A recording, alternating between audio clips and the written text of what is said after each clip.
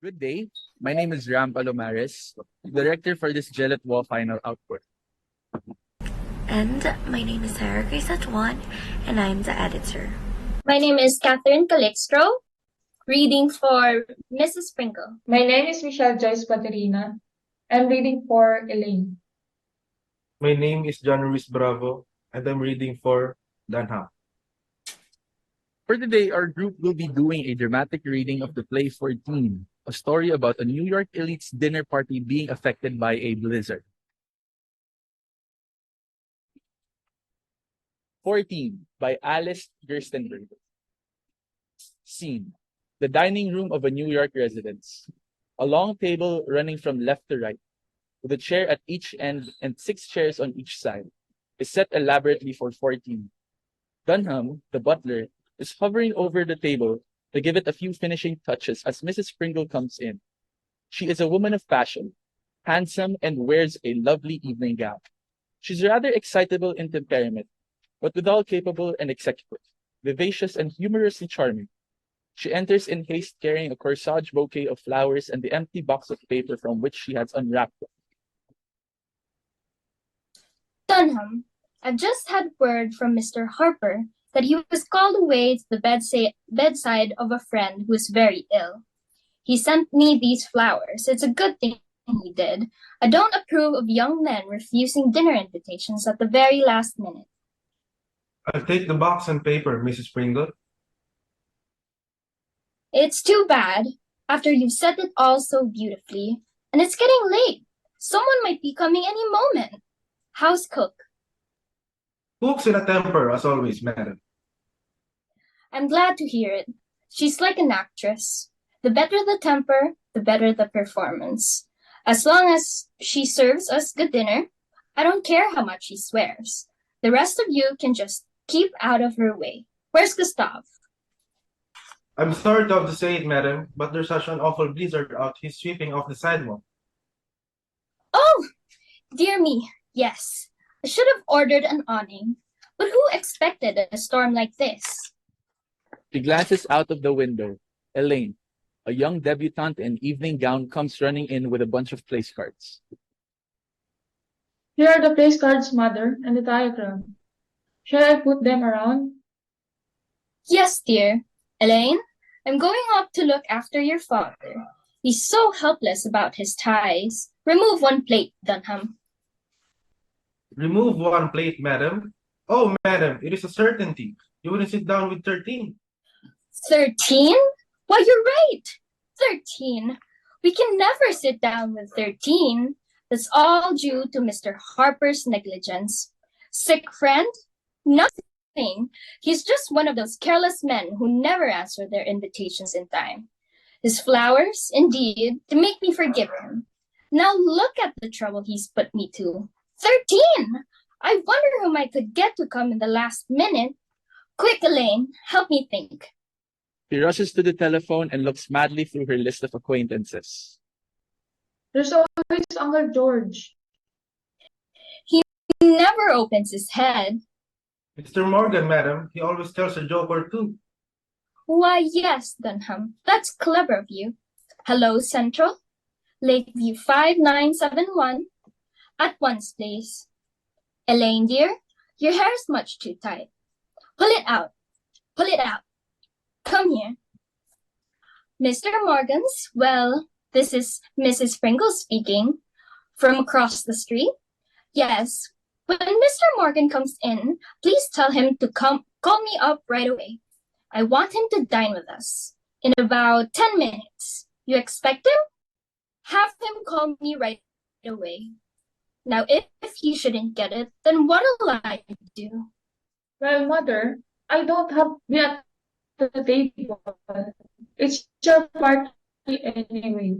Everybody's married and older than I am. Didn't I put you next to Oliver's? Well, you won't be giving me any. Can't he marry you? Aren't you going to try to make a good match for yourself? I fling every eligible man I can at your head. Can't you finish the rest yourself? It's no use, Mother. You're trying to marry me to anyone as important. It's no use, mother. You're trying to marry me off to anyone as important as he is. He frightens me to death. I lost my tongue. I'm as afraid of him as I be afraid of Prince of Wales. The Prince of Wales! Oh, what would I... The Prince of Wales! Oh, what wouldn't I give to have the Prince of Wales in my house? New York has lost its heart to him. I was just telling Mr. Farnsworth yesterday that I'd give anything to have the prince here. I would establish my social position for life, and I've such a reputation for being a wonderful hostess.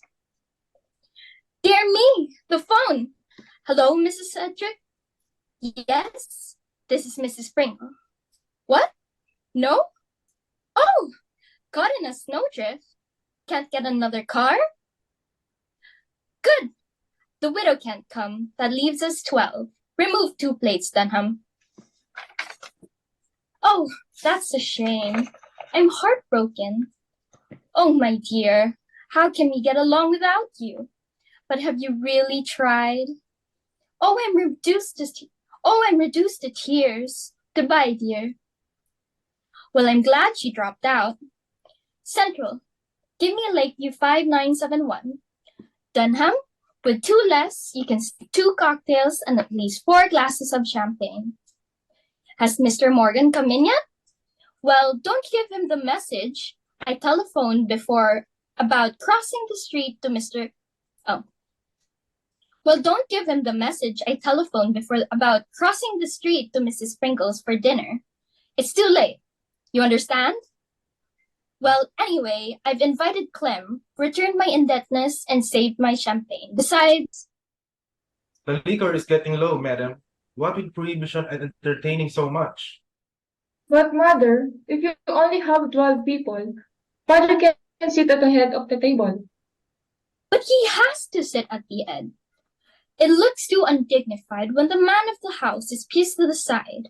No, there's no other way. There must be a woman at each end. How absurd. I always forget. Of course, 12 is an impossible number.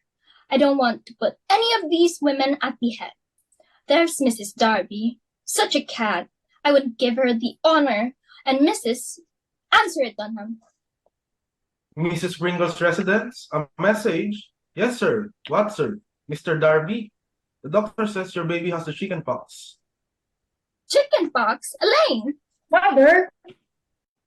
Yes, sir. Mr. Darby sends his apologies, but owing to the transmissibility of the disease, Mr. and Mrs. Darby feel obliged to regret, and also their house guests, and Mr. and Mrs. Fleetwood. That's far out.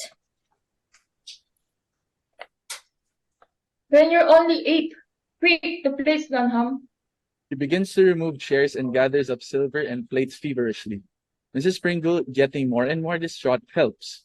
With so much unaccustomed help, Dunham gets confused and goes through many unnecessary motions. Removes plates, breaks them, drops silver, aimlessly trying to hurry. His fingers all thumbs. Don't we know someone to invite the last minute? The Hatwoods. They don't serve drinks when they entertain. I can't afford to invite them to drink mine. The Greens. She's not interesting enough. Mr. Conley. He never makes a dinner call, even after all the times I have invited him. Mr. Longley. Not at the same table with you and Oliver Farnsworth. She's far too pretty, too clever. Where's our book? The Tubers. The Tuppers. Good heavens, Elaine. 6 in the family. That would get us back to 14. The father could sit at the head of the table. Well, try them. I'll rush and tell your father to hold up the drawing room. Ridgeway 9325. This is Elaine Pringle. What tuber am I speaking to? What tuber am I speaking to? Oh, Ella. Hello. I hope you haven't finished your dinner. We had a party arranged here at the last moment We had a party arranged here at the last moment everybody's been dropping out. The blizzard. Can you flock your family around the corner and eat with us? Mother and I thought we knew you well. Mother and I thought we knew you well enough to call you like this at the seventh hour. You would? Oh, fine. Six more plates. 6 more plates, Dunham. What? Oh, well, but Dunham, get mad quick. Yes, yes, of course. Love it. Why, certainly. Yes, my dear. Great, Caesar. Now what have I done? What's the matter? Elaine? Now I've done it.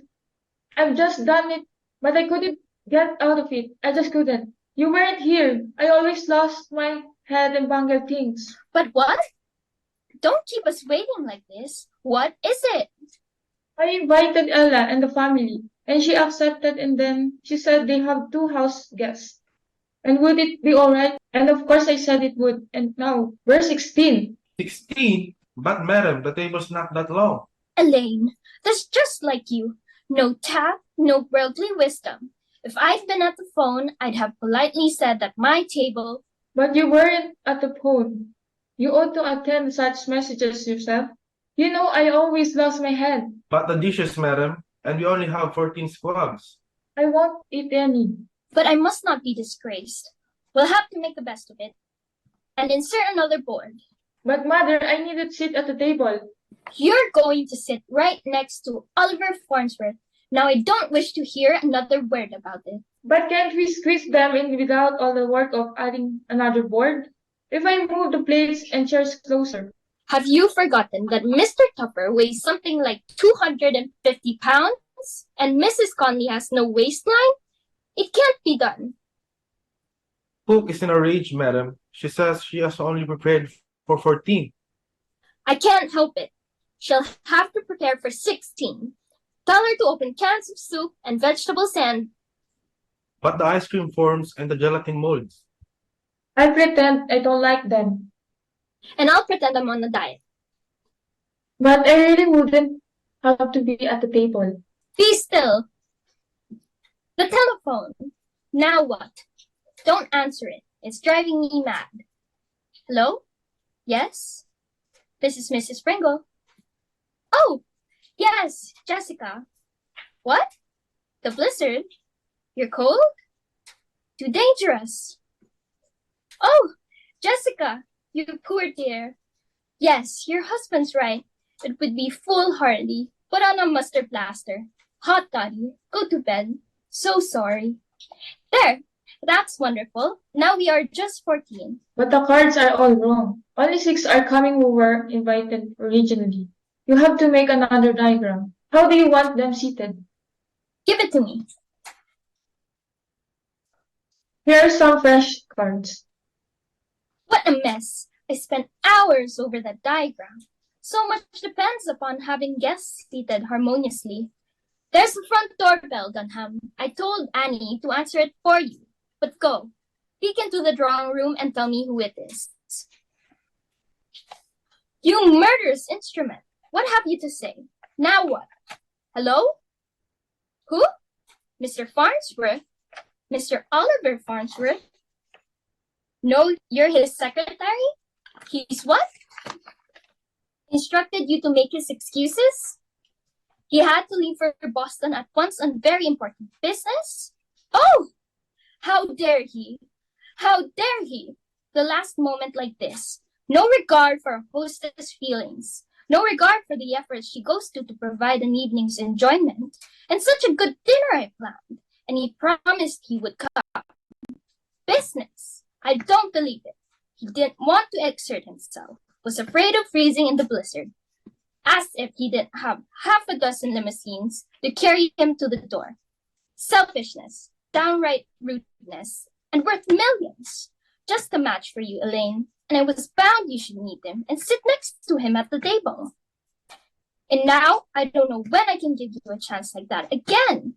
I'm perfectly furious. I'll never speak to him again. I won't be treated that way. Perhaps she really did have business and was called away. And I, one of the most important hostesses in the city, people clamoring to receive my invitations. All my affairs are a success. I insist that they shall be. I can't bear a failure. I won't have a failure. He was my most important guest. He's such a man's man, so important financially.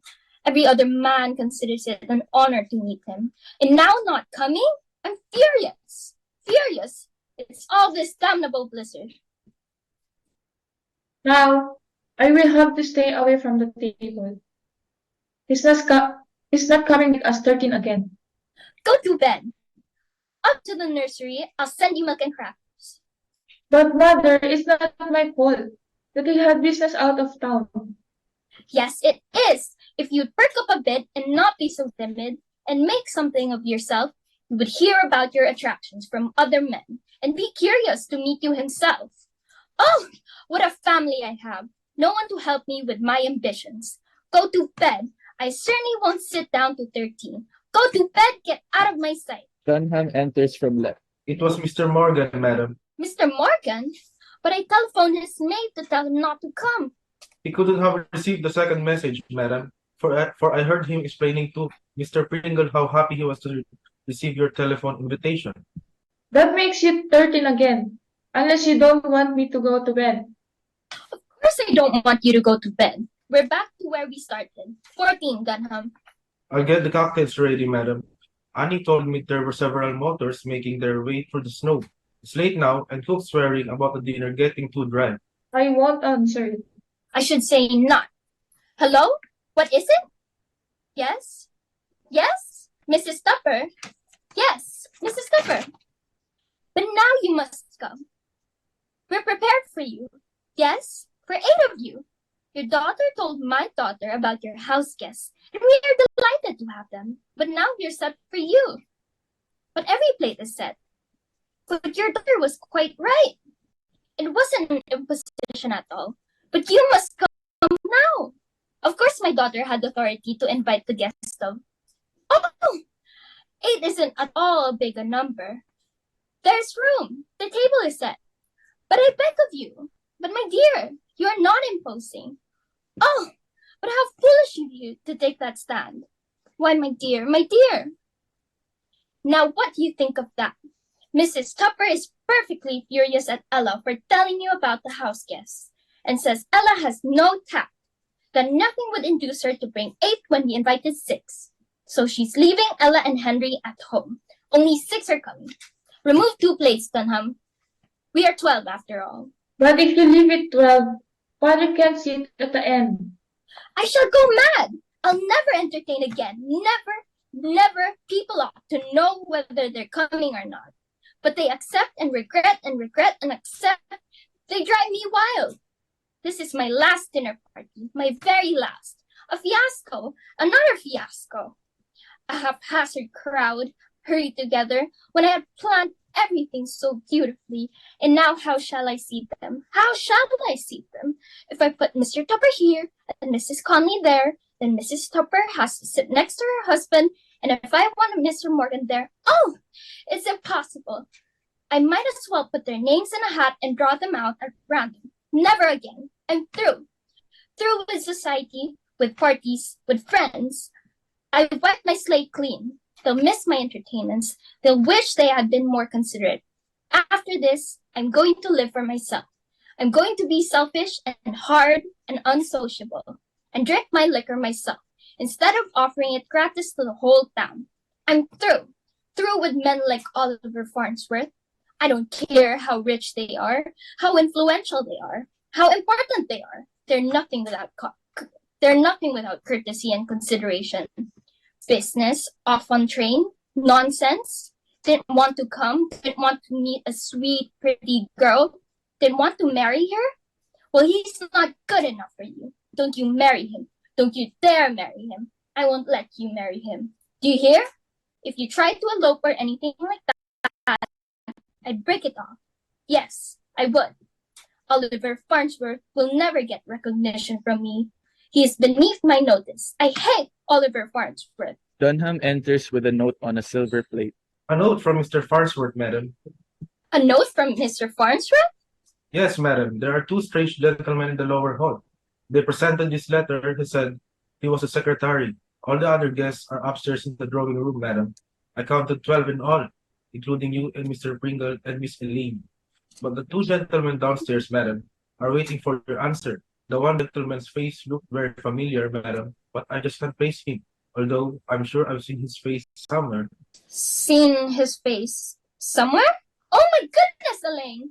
It's the Prince of Wales! The secretary said you cut off the telephone or central disconnected you.